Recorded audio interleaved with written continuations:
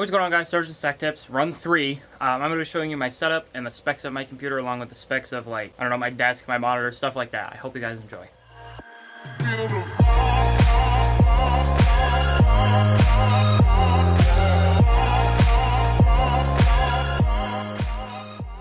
Alrighty guys, so as I said, I'm going to be showing you a whole bunch of stuff about my computer. My room is a mess right now, so if you do see anything, just ignore it. I have not had time to clean it. I literally got out of school not that long ago, so I'm going to try to get more work hours. So I'm not sure when I'm going to be uploading this summer, but I'm just going to try to get as much money as I can to save for a car and stuff like that. I have the monitor, which is a Dell monitor. It's like a 144Hz panel. It does have AMD FreeSync, but it hates my video card, which by the way is an RX 580. Here is the case. It's a DIY case. I'll have all the links and stuff to all this stuff below. I have an RX 580, an i5-9400F, which is a 6-core processor. Got 16 gigs of DDR4 memory. And I actually have an AORUS H370 Gaming 3 Wi-Fi gaming motherboard. As you can see, there's my processor. Video card is the ASRock. Some of that old shit. I have a couple video cards. Anyway, this is all the specs for my computer. Or this is my computer. I have some LED strips, which I can probably link in the description below. It looks cool. I can change the color, but here is the computer itself. And I can actually just quickly show you what the specs are specifically. Device manager processor says. So as you can see, I have 6 cores, which is running at a whopping, do I remember? The base speed is 2.9 gigahertz, which the speed it's at right now is basically 4 gigahertz. I bet if I